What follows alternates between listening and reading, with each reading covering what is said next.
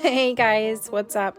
Today we have another video where I am showing what we do with our harvest once we bring it into our kitchen. And this is the footage from the end of September when we're still getting so many tomatoes from the garden. We harvest the tomatoes usually when they start blushing to avoid pests from getting to them. And so in order to give them fully time to ripen, I rotate through everything. The red tomatoes get taken out to be used and the unripened tomatoes stay stored, preferably with the stems on, flipped upside down until they are fully ripened and ready to be used. The recipe I make usually depends on how many tomatoes that I have that day, and sometimes if I don't have enough, I just freeze them because I don't want the tomatoes to go bad, and I will be able to use them in the wintertime.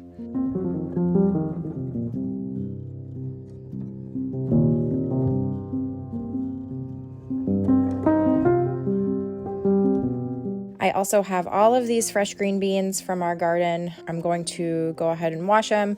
I showed in the last video how I store fresh green beans in our refrigerator using a container and a wet paper towel, and it keeps them nice and fresh until I have a large batch. And then I go through and I wash them. When I am making a small batch of beans for dinner and I'm not blanching a whole bunch of them, I just go ahead and I snap them like this, and they're perfect that way. And I can just do a handful of them and have enough to have with dinner. Or if I'm doing a large batch of them, I just run my knife through it because it goes a lot faster.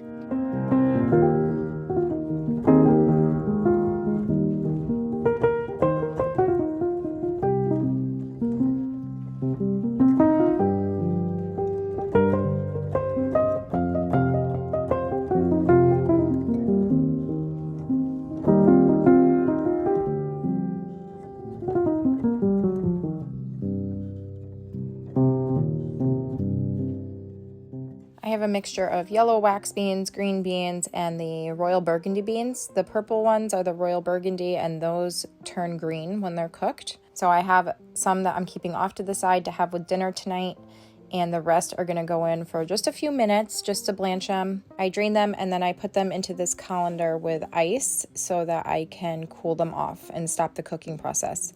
I use our salad spinner to do this. It's so much easier. I showed this also in our last video with the tomatoes. It keeps the ice separate from the vegetables and just makes it much faster to chill them and get them dried. And then I put them in an even layer on a lined cookie sheet to go in our freezer overnight. This just freezes them separately so that when I put them in a bag, they're not stuck together.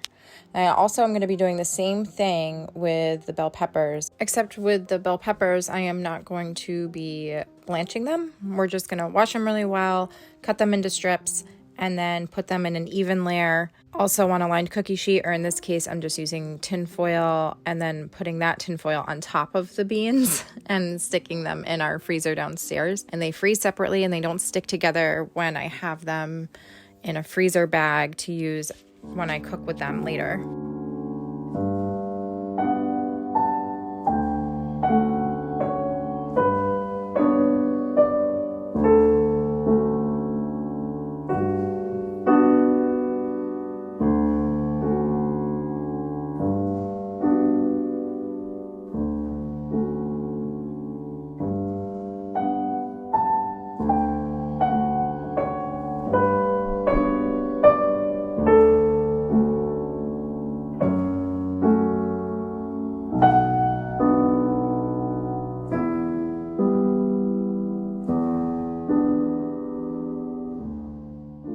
So on this day, it is dinner time, and I'm going to be going through the tomatoes, washing them up.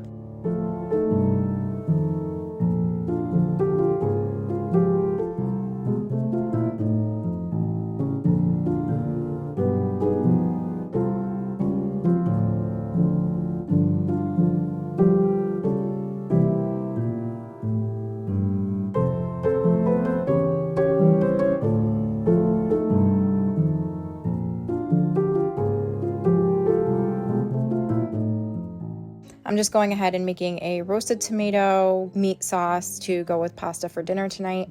So I had salt and pepper and olive oil with some garlic, and I just stick them into the oven to be roasted for a little while. Once they are done, I take them out and then I blend them up.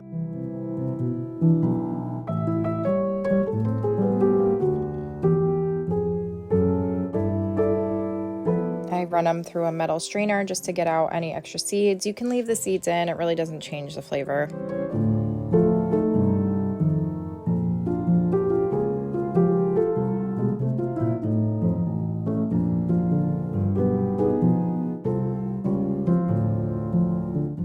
I also have all of these cherry tomatoes that I'd like to use up. We have so many here that I decide that I'm going to go ahead and turn them into a sauce. So I go through and I remove all the stems and I wash everything really well. I have a couple baking dishes that I'm going to cook them down in.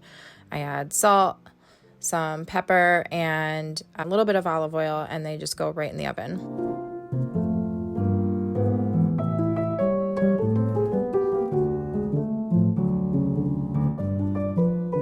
When they're done, I take them out and I stir them up really well and run the immersion blender through them. So because there's so many different colors of tomatoes, the color is not going to be red. It's more of like an orange color. And I blend everything up, and I will be running this through the strainer also. Then I just run it through the strainer really quick to get out any of the seeds.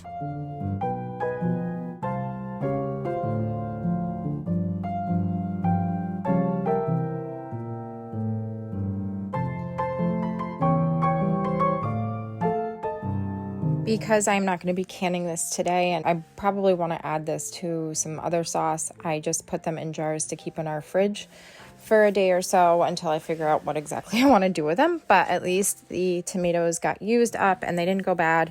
You can also freeze cherry tomatoes. They freeze really well and they can be cooked down and roasted at a later date. But here's what the bell peppers look like when they come out of the freezer.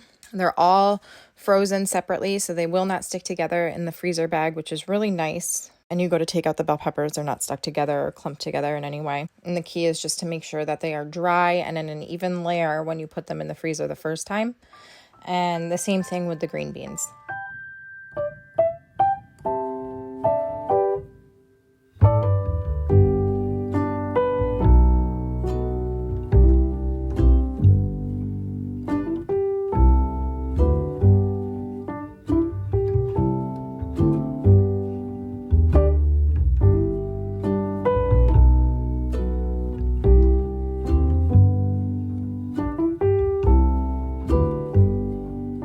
I have the electric water bath canner still out, so I'm gonna fill that with water.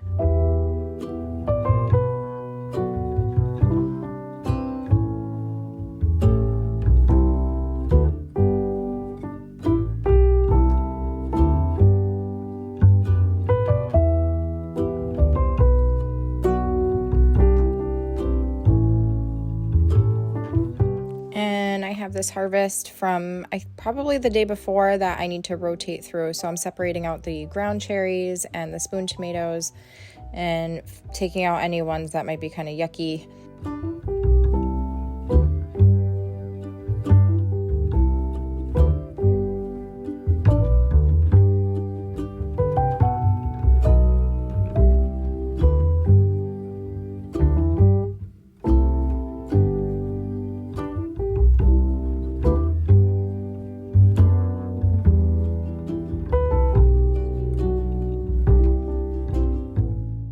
Also have a ton of jalapenos and poblano peppers that I'm just going to put into this basket for now because I need the counter space.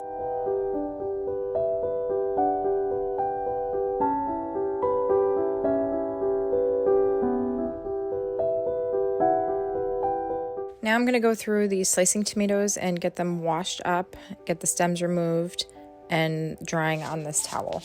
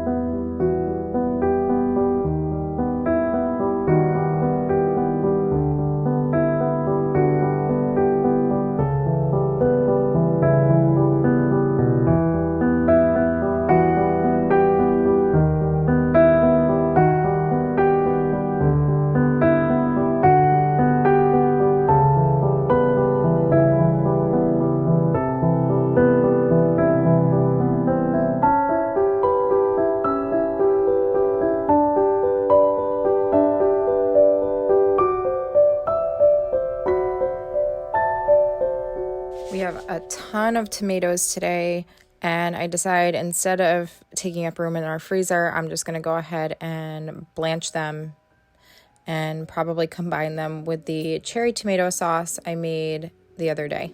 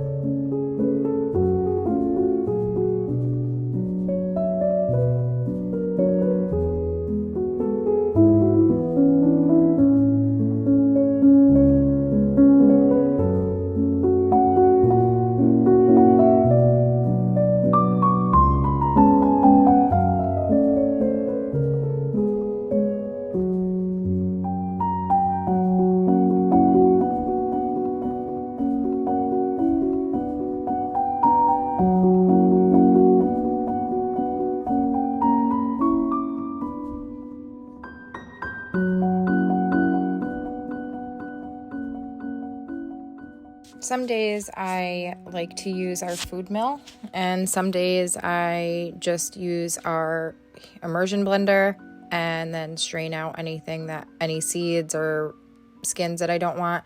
Sometimes I use the immersion blender and don't remove any of the seeds, and it all tastes just fine. It doesn't matter if the seeds are in it or not. It's really just whatever you prefer. And honestly, it depends on how much time I have. Some days I just leave everything in there, and some days I strain it out. But I've got some jars of whole tomatoes that I'm going to be canning up here, and then I'm also cooking down some sauce.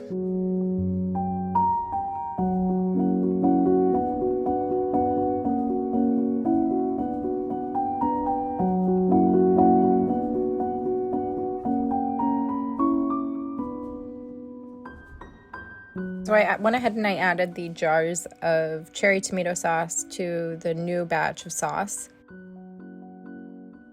And because it was pretty watery, I added a can or two, I can't remember, of tomato paste. And it really helps to thicken up the sauce quicker, and it's just such a great time saver. I don't have to sit there and wait for all that water to boil out. I can just let it thicken up quickly and be able to make what I need to make. I like to do these little cross marks in the sauce to make sure it's thick enough to the way I want it. If the cross marks aren't staying, then it's going to be a little bit on the watery side.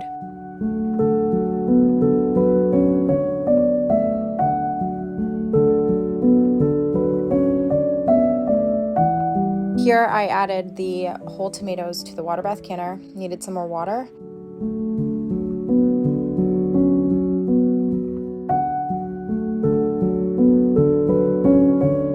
Set the settings to canning. Here I am saving the fat from the bacon I made, and I just strained out any of the bits using a cheesecloth over the top of the jar, and I use one of the jar bands to hold the cheesecloth in place when I strain things, and that'll be good in the fridge. We like to use it especially on our Blackstone. So I added all of that sauce to the jars.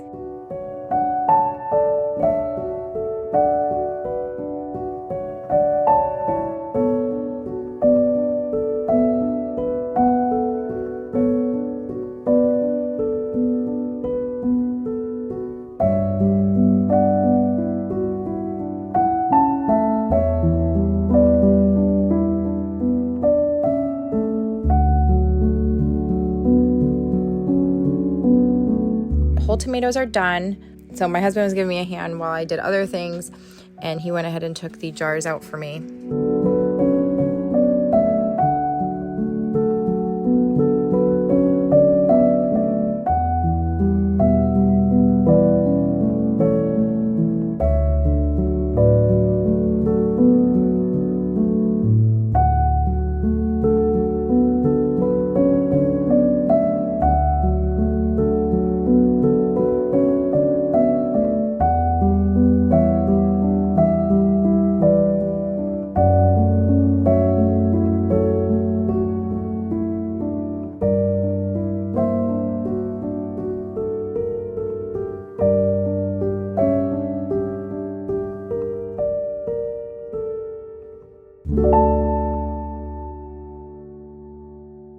here is how all those jars of sauce look. I kind of like it when I have a different variety and consistencies, and normally I label them. Some of the sauces that are a little bit on the watery side, because they're unseasoned, they're perfect to turn into soup also. So I like having the variety of different consistencies, because depending on what I'm making, I can pick through and see, oh, I want a more watery sauce because I'm going to turn it into soup. Or I want a thicker sauce because I'm going to be turning it into pasta sauce. I love having the plain tomato sauce in the pantry, and of course the whole tomatoes. But I check the seals, I write what's inside the jar on the lid, and remove the bands, and then they will be good in our pantry for a while. But that is how they all look. That'll do it for this video. Thank you so much for watching. We will see you next time. Bye!